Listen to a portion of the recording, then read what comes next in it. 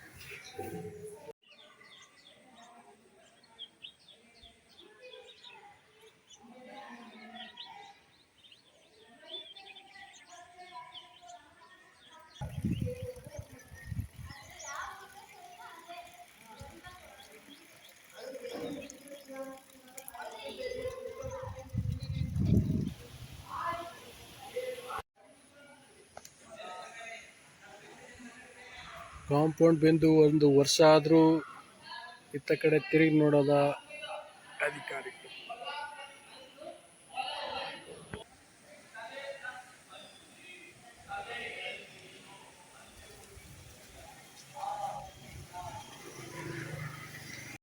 ಹೇಳಿ ಸರ್. ನಮಸ್ತೆ. ನಮ್ಮೂರು ಯಲಹಳ್ಳಿ ಗ್ರಾಮ. ನಾವು ಸರ್ಕಾರಿ ಪ್ರೌಢಶಾಲೆ ಯಲಹಳ್ಳಿ ಗ್ರಾಮದಲ್ಲಿ ಇದ್ದೇವೆ. ಈ ಸುಮಾರು ಹೋದ ವರ್ಷ ಇದೇ ತರ ಮಳೆಗಾಲ ಬಂದಾಗಿಂದ ಹಿಡಿದು ನಮ್ಮೂರಲ್ಲಿ ಶಾಲಾ ಕಾಂಪೌಂಡ್ ಎಲ್ಲ ಬಿದ್ದು ಮಕ್ಕಳು ಶಾಲೆ ಒಳಗೆಲ್ಲ ಆಟ ಆಡ್ಬೇಕಾದ್ರೆ ನೀರಿಂದ ಹಿಡಿದು ನೀರದಲ್ಲಿ ಇದು ಮಾಡಿ ಅದ್ರಲ್ಲಿ ನೀರೆಲ್ಲ ಮುಗಿದು ಮಳೆಗಾಲ ಬಂತು, ತುಂಬಾ ತೊಂದರೆ ಆಗ್ತಿದೆ ಮಕ್ಕಳಿಗೆ. ಕಾಂಪೌಂಡ್ ಬಿದ್ದಾಗಿಂದನೂ BO ಸರ್ ಇಂದ ಹಿಡಿದು DC ಸಾಹೇಬ್ರು, ನಮ್ಮ ಕ್ಷೇತ್ರದ MLA ಆದಂತ KS ಬಸಂತಪ್ಪ ಅವರು, ಆಮೇಲೆ ತಹಶೀಲ್ದಾರ್ ಸಾಹೇಬ್ರು, ಆಮೇಲೆ ನಮ್ಮ ಲೋಕಲ್ ಲೀಡರ್ಸ್ಗಳು ಎಲ್ಲ ಬಂದು ಎಲ್ಲ ಪಂಚಾಯತಿಂದ ಎಲ್ಲ ಬಂದು ನೋಡ್ಕೊಂಡು ಹೋಗಿದ್ರು. ಕಾಂಪೌಂಡ್ ಮಾಡ್ತೀವಿ ಅಂತಂದೇಳಿ ಭರವಸೆ ಕೊಟ್ಟಿದ್ರು. ಭರವಸೆ ಯಾವತ್ತು ನಮಗೆ ಈಡೇರಿಲ್ಲ, ಇನ್ನು ಹುಷಿಯಾಗಿ ಉಳಿದಿದೆ. ಮಕ್ಕಳನ್ನೆಲ್ಲ ಗೌರ್ಮೆಂಟ್ ಸ್ಕೂಲಿಗೆ ಕಳಿಸ್ರಿ, ಸರ್ಕಾರಿ ಶಾಲೆಗೆ ಕಳಿಸ್ರಿ ಅಂತಂದು ಹೇಳೆಲ್ಲ ಇದು ಮಾಡ್ತಾ ಇತ್ತು ಸರ್ಕಾರ. ನಮಗೇನು ಅದರಿಂದ ಇಲ್ಲಿ ಮಕ್ಕಳಿಗೆ ಗೌರ್ಮೆಂಟ್ ಸ್ಕೂಲಿಗೆ ಕಳಿಸ್ಬೇಕು ಅಂತಂದೇಳಿ ಪೋಷಕರಿಗೆ ಆಸಕ್ತಿನೇ ಇಲ್ಲ ಪರಿಸ್ಥಿತಿ ನಮ್ಮೂರಲ್ಲಿ ನಿರ್ಮಾಣ ಆಗಿದೆ ಸರ್. ನಮ್ಮೂರಲ್ಲಿ ಈ ತರ ಆದ್ರೆ ನಮ್ಮೂರ ಸ್ಕೂಲ್ ಉಳಿಯೋದು ಹೆಂಗ್ ಸರ್? ನಮ್ಮೂರಲ್ಲಿ ಮಕ್ಕಳ ಅಡ್ಮಿಷನ್ನೇ ಕಡಿಮೆ ಆಗ್ತಿದೆ. ಆಮೇಲೆ ಶಿಕ್ಷಣಕ್ಕೆ ಏನು ಕೊರತೆ ಇಲ್ಲ ಸರ್. ನಮ್ಮೂರಲ್ಲಿ ಶಿಕ್ಷಣಕ್ಕೆ ಏನು ಕೊರತೆ ಇಲ್ಲ, ಮೂಲಭೂತ ಸೌಕರ್ಯಗಳು ಇಲ್ಲದ ತರ ಆಗಿಬಿಡದೆ. ಸರ್ಕಾರ ಸಾಕಷ್ಟು ಖರ್ಚು ಮಾಡ್ತಾ ಇದೆ ಎಲ್ಲದಕ್ಕೂ. ನಮ್ಮೂರು ಸ್ಕೂಲಿಗೆ ಒಂಚೂರು ಗಮನ ಕೊಟ್ಟು ನಮ್ಮೂರು ಶಾಲೆನ ಸ್ವಲ್ಪ ಉನ್ನತೀಕರಣ ಮಾಡಿದರೆ ಮಕ್ಕಳನ್ನು ಹೆಚ್ಚಿನ ಸಂಖ್ಯೆಯಲ್ಲಿ ವಿದ್ಯಾಭ್ಯಾಸ ಮಾಡಿ ಹೊರಗೋಗ್ಬೋದು ಸರ್. ಅದಾದ್ಮೇಲೆ ನಮ್ಮೂರಲ್ಲಿ ಕ್ಲಾಸ್ ರೂಮ್ ಎಲ್ಲ ಇದಾಗಿದೆ. ನಮ್ಮೂರಲ್ಲಿ ತರಗತಿ ಕೊಠಡಿಗಳೆಲ್ಲ ಪೂರ್ತಿ ಬೀಳ್ತದವ್ ಸರ್. ಎಲ್ಲ ಮೇಲಿಂದ ಎಲ್ಲ ಮಳೆ ನೀರು ಜೋಗೆಲ್ಲ ಹತ್ತಿ ಮೇಲಿಂದ ಮನೆ ನೀರು ಉದುರಿ ಮಕ್ಕಳು ಓದೋದು ಕಷ್ಟ ಆಗ್ಬಿಡುತ್ತೆ ಸರ್ ಅಲ್ಲಿ. ಊಟ ಮಾಡೋದು ತೊಂದರೆ ಆಗ್ಬಿಡುತ್ತೆ. ಆ ಥರ ಪರಿಸ್ಥಿತಿ ನಿರ್ಮಾಣ ಆಗಿದೆ ನಮ್ಮೂರಲ್ಲಿ. ಆಮೇಲೆ ನಮ್ಮೂರಲ್ಲಿ ಸರ್ ಬಹುತೇಕವಾಗಿ ಪರಿಶಿಷ್ಟ ಜಾತಿ ಮತ್ತು ಪರಿಶಿಷ್ಟ ಪಂಗಡ ವಿದ್ಯಾರ್ಥಿಗಳು ಅತಿ ಹೆಚ್ಚು ಓದ್ತಿದ್ದಾರೆ. ನೆರೆ ಊರಿಗೆ ಹೋಗ್ಬೇಕಂತಂದು ಹೇಳಿದ್ರೆ ಬಸ್ ಸೌಕರ್ಯ ಇಲ್ಲ. ಅದಾದ್ಮೇಲೆ ಸರ್ ನಮಗೆ ಇಲ್ಲಿ ಬಹಳ ಕಡು ಬಡತನದಿಂದ ಓದ್ತಾರೆ ಮಕ್ಕಳುಗಳು. ಹೊರಗಡೆ ಹೋಗ್ಬೇಕಾದ್ರೆ ಶಕ್ತಿ ಇಲ್ಲ. ಎಲ್ಲ ಕೂಲಿ ಮಾಡಿ ಜೀವನ ಮಾಡೋಂಥ ಮಕ್ಕಳುಗಳು ತುಂಬಾ ಓದ್ತಿದ್ದಾರೆ. ಅವ್ರಿಗೆ ಸ್ವಲ್ಪ ಹೆಲ್ಪ್ ಮಾಡಿದ್ರೆ ಅಂತಂತೇಳಿ ತುಂಬಾ ಸರಿ ಮನವಿ ಕೊಟ್ಟರು. MLA ತಲೆ ಕೆಡಿಸ್ಕೊಂಡಿಲ್ಲ. DC ಆಫೀಸಿಂದ ಬಂದು ಅಲ್ಲಿಂದ ಮನವಿ ಕೊಟ್ಟರು, ಅವರು ತಲೆ ಕೆಡಿಸ್ಕೊಂಡಿಲ್ಲ ಸರ್. ಈಗಾದ್ರೆ ನಮ್ಮ ಪರಿಸ್ಥಿತಿ ಬಹಳ ಕಷ್ಟ ಆಗುತ್ತೆ ಸರ್ ನಮ್ಮೂರು ಶಾಲೆ ಉಳಿಸೋದು ನಾವು. ಹಂಗಾಗಿ ದಯಮಾಡಿ ಮಾಧ್ಯಮದ ಮೂಲಕ ನಿಮ್ಮಲ್ಲಿ ಕೇಳಿಕೊಳ್ತೇನೆ ಸರ್, ನಮ್ಮೂರು ಶಾಲೆ ಕಾಂಪೌಂಡ್ ಇಂದ ಹಿಡಿದು ಎಲ್ಲರೂ ಶಾಲೆಗೆ ಏನು ವ್ಯವಸ್ಥೆ ಬೇಕು ಅದನ್ನ ಮಾಡ್ಕೊಡ್ಬೇಕಂತೇಳಿ ತಮ್ಮಲ್ಲಿ ಮನವಿ ಮಾಡ್ತೇನೆ ಸರ್. ಸರ್, ಈ ಪರಿಸ್ಥಿತಿ ನೋಡಿದ್ರೆ ಈಗ ಮಕ್ಕಳು ವಿದ್ಯಾಭ್ಯಾಸ ಮಾಡೋದು, ಗೌರ್ಮೆಂಟ್ ಸ್ಕೂಲಲ್ಲಿ ವಿದ್ಯಾಭ್ಯಾಸ ಮಾಡಿ ಅಂತ ಸರ್ಕಾರ ಎಲ್ಲ ಹೇಳ್ತಾ ಇರುತ್ತೆ. ಆದರೆ ಇಲ್ಲಿನ ಪರಿಸ್ಥಿತಿ ನೋಡ್ತಾ ಇದ್ರೆ ಸರ್, ಕಾಂಪೌಂಡ್ ಬಿದ್ದು 1 ವರ್ಷದ ಮೇಲಾಯಿತು. ಜಿಲ್ಲಾಧಿಕಾರಿ ಬಂದಿದ್ರು, ಶಾಸಕರು ಬಂದಿದ್ರು, ಎಲ್ಲ ಬಂದು ನೋಡ್ಕೊಂಡು ಹೋದರೂ ಕೂಡ ಯಾವುದೇ ಅಭಿವೃದ್ಧಿ ಅಲ್ಲ. ಆ ಕಾಂಪೌಂಡ್ ಬಿದ್ದಿರೋದನ್ನು ಕೂಡ ಮಾಡಿಸಿಲ್ಲ.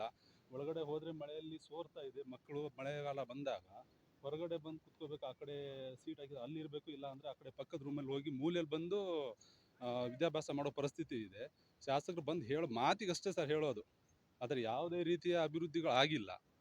ಹಾಗೆಯೇ ಸರ್ಕಾರಿ ಶಾಲೆಯಲ್ಲಿ ಓದಬೇಕು, ಬಂದು ಸೇರಬೇಕು ಅಂತ ಹೇಳ್ತಾರೆ. ಸರ್ಕಾರಿ ಶಾಲೆಯಲ್ಲಿ ಓದಿದ ಮಕ್ಕಳಿಗೆ ಮಾತ್ರ ಸರ್ಕಾರಿ ಹುದ್ದೆ ಅಂತ ಘೋಷಣೆ ಮಾಡಲಿ ಸರ್ಕಾರ. ಹಾಗಾದರೆ ಮಕ್ಕಳು ಬಂದು ಇಲ್ಲಿ ವಿದ್ಯಾಭ್ಯಾಸ ಮಾಡ್ತಾರೆ.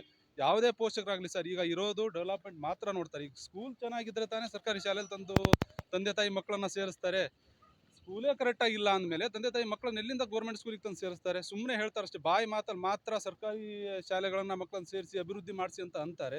ಇಲ್ಲಿನ ಪರಿಸ್ಥಿತಿಗಳು ಒಳಗೆ ಹೋಗಿ ನೋಡಿದ್ರೆ ಆವಾಗ ಗೊತ್ತಾಗುತ್ತೆ. ಇದೆಲ್ಲ ಶಾಸಕರು ಬಂದು ಸುಮ್ಮನೆ ಬಾಯಿ ಮಾತಲ್ಲಿ ನಾವು ಹೀಗೆ ಮಾಡ್ತಾ ಇದ್ದೀವಿ, ಅಲ್ಲಿ ಮಾಡ್ತಾ ಇದ್ದೀವಿ, ಇಲ್ಲಿ ಮಾಡ್ತಾ ಇದ್ದೀವಿ, ಏನೂ ಡೆವಲಪ್ಮೆಂಟ್ ಆಗಿಲ್ಲ ಸರ್. ಯಾವುದೇ ಥರದ ಅಭಿವೃದ್ಧಿ ಆಗಿಲ್ಲ. ಇದು ಯಾವಾಗ ಒಂದು 10 ವರ್ಷದ ಕೆಳಗಡೆ ಸ್ಕೂಲ್ ಕಟ್ಸಿದ್ರು ಅದು ಆ ಥರನೇ ಇದೆ. ಮಳೆಯಲ್ಲೆಲ್ಲ ಸೋರಿ ಎಲ್ಲ ಬಿದ್ದು ಹೋಗಿದೆ. ಒಳಗಡೆ ಹೋಗಿ ನೋಡಿದ್ರೆ ಎಲ್ಲ ಪರಿಸ್ಥಿತಿ ಗೊತ್ತಾಗುತ್ತೆ. ಒಳಗಡೆ ನೋಡಿ, ಹೋದ ವರ್ಷದ ಮೇಲಾಯ್ತು ಅದು ಕಾಂಪೌಂಡ್ ಬಿದ್ದು. ಆ ಕಾಂಪೌಂಡ್ ಬಿದ್ದಿರೋದನ್ನು ಬರೀ ಅಷ್ಟು ಕಾಮಗಾರಿನೂ ಕೂಡ ಒಂದೂ ಮಾಡಿಲ್ಲ. ಈಗ ಹೊಸದಾಗಿ ಏನೋ ಮಾಡೋದು ಬೇಡ, ಅವ್ರು ಡೆವಲಪ್ಮೆಂಟು ಆಗಿರೋದನ್ನ ಬಿದ್ದು ಹೋಗಿರೋದನ್ನು ಕೂಡ ಕಟ್ಸೋ ಯೋಗ್ಯತೆ ಇಲ್ಲ ಅಂದಮೇಲೆ ಈ ಸರ್ಕಾರಕ್ಕೆ ಏನಂತ ಮುಂದಿಂದು? ಹಾಂ, ಮತ್ತಿನ್ನು ಭಾಳ ಸರ್ಕಾರಿ ಶಾಲೆಯಲ್ಲಿ ಸೇರಿಸಿ ಅಂತ ಅಂದರೆ ಎಲ್ಲಿಂದ ಬಂದು ಓದ್ತಾರೆ ಮಕ್ಕಳು? ಈಗ ನಮ್ಮ ಮಕ್ಕಳನ್ನು ನಾವು ಸೇರಿಸ್ಬೇಕಂದ್ರೆ ಅದು ಒಳ್ಳೆ ಚೆನ್ನಾಗಿದ್ರೆ ತಾನೇ. ಬಂದು ಓದ್ತಾ ಇದ್ದಾರೆ ಅಂದರೆ ಮೇಲಿಂದ ಚಾವಣಿ ಬಿದ್ದುಬಿಟ್ರೆ ಅಲ್ಲೇ ಸತ್ತೋಗ್ತಾರೆ ಮಕ್ಕಳು. ಆಮೇಲೆ ನಮ್ಮ ಮಕ್ಕಳನ್ನ ನಾವು ಸೇರಿಸ್ಬೇಕು ಅಂದರೆ ಅದಕ್ಕೆ ಒಂದು ಇದಿರ್ಬೇಕು ತಾನೆ. ಯಾವುದೇ ಥರದ್ದು ಇದಿಲ್ಲ ಸರ್. ಇಲ್ಲಿ ನೋಡ್ತಾ ಇದ್ರೆ ನೀವು ಒಳಗಡೆ ಹೋಗಿ ನೋಡಿ ಗೊತ್ತಾಗುತ್ತೆ. ಅವರು ನಿಮ್ಮ ಪ್ರಕಾರ ನಾವು ಶಾಸಕರು ಮನವಿ ಮಾಡಿ ಕೇಳ್ಕೊತಾ ಇದ್ದೀವಿ. ನಿಮಗೆ ನಮ್ಮ ಸ್ವಂತ ಅಭಿವೃದ್ಧಿ ಬಗ್ಗೆ ನಾವು ಕೇಳ್ತಾ ಇಲ್ಲ ಸರ್. ನಮ್ಮ ಮನೆ ಕಟ್ಸ್ಕೊಡಿ ಅಂತ ನಾವು ನಿಮಗೆ ಕೇಳ್ತಾ ಇಲ್ಲ. ನಮ್ಮ ಮನೆ ಈಗ ನಮ್ಮದು ಏನೇ ಪರಿಸ್ಥಿತಿ ಇರಲಿ ಅದನ್ನು ನಾವು ಕೇಳ್ತಾ ಇಲ್ಲ. ಸರ್ಕಾರದ ಜಾಗ, ಸರ್ಕಾರದ ಸ್ಕೂಲು, ನಿಮ್ಮ ಜಾಗವನ್ನು ನೀವು ಕರೆಕ್ಟಾಗಿ ನೀವು ಕಟ್ಸಿಬಿಟ್ಟು ಸರ್ಕಾರ ಮಕ್ಕಳಿಗೋಸ್ಕರ, ನಿಮ್ಮ ಮಕ್ಕಳು ಅಂತ ತಿಳ್ಕೊಳ್ಳಿ. ಈಗ ಇಂದಿನ ಮಕ್ಕಳೇ ಮುಂದಿನ ಪ್ರಜೆಗಳು ಅಂತ ಹೇಳ್ತಾರೆ, ಅದು ಬಾಯಿ ಮಾತಲ್ಲ ಅಷ್ಟೇ. ಇಲ್ಲಿ ಯಾವುದೇ ತರಹದ ವಿದ್ಯಾಭ್ಯಾಸಕ್ಕೆ ಮೇಷೆಲ್ಲ ವಿದ್ಯಾಭ್ಯಾಸ ಪಾಪ ಅವ್ರು ಏನಿದೆ ಅದನ್ನು ಮಾಡ್ತಿದ್ದಾರೆ. ಅಲ್ಲಿ ಸೌಕರ್ಯ ಇಲ್ಲ ಒಟ್ಟಿಗೆ. ಇಲ್ಲಿ ನೋಡೋದಾದರೆ ಯಾವುದೇ ಥರದ್ದು ಇದಿಲ್ಲ ಸರ್. ಎಲ್ಲ ಚಾವಣಿಗಳೆಲ್ಲ ಬಿದ್ದು ಹೋಗೋ ಥರ ಇದೆ. ನೋಡ್ತಾ ಇದ್ರೆ ನೀವು ನೋಡ್ಬೋದು ಮಳೆಯಲ್ಲೆಲ್ಲ ಪೈಂಟಿಂಗ್ ಇರಲಿ ಅವೆಲ್ಲ ಬಿಟ್ಟಾಗಿ ಸರ್. ಪೈಂಟಿಂದು ಎಲ್ಲ ಬೀಳ್ತಾ ಇದೆ ಮೇಲಿಂದ ಮಳೆ ಬಿದ್ದಾಗ. ಇದನ್ನೊಂದು ಸ್ವಲ್ಪ ನಿಮ್ಮ ಕಡೆಯಿಂದ ನಾವು ಮನವಿ ಮಾಡಿ ಕೇಳ್ಕೊತಾ ಇದ್ದೀವಿ. ಅವ್ರಿಗೆ ಸ್ವಲ್ಪ ನೀವು ತಲುಪಿಸ್ಬೇಕು. ಸ್ವಲ್ಪ ಏನಿದೆ ಈ ಗ್ರಾಮದಲ್ಲಿ ವಿದ್ಯಾಭ್ಯಾಸಕ್ಕೆ ಮಕ್ಕಳನ್ನು ಗೌರ್ಮೆಂಟ್ ಶಾಲೆ ನಾವೆಲ್ಲ ಕಲಿಸೋ ಇದನ್ನು ಮಾಡ್ತೀವಿ. ಆದರೆ ಎಲ್ಲ ರೆಡಿ ಮಾಡಿಸ್ಕೊಡಿ ಅಂತ ನಿಮ್ಮ ಪ್ರಕಾರ ಕೇಳ್ಕೊತಾ ಇದ್ದೀವಿ. ಗಣೇಶ್ ಅಂತ ಸರ್.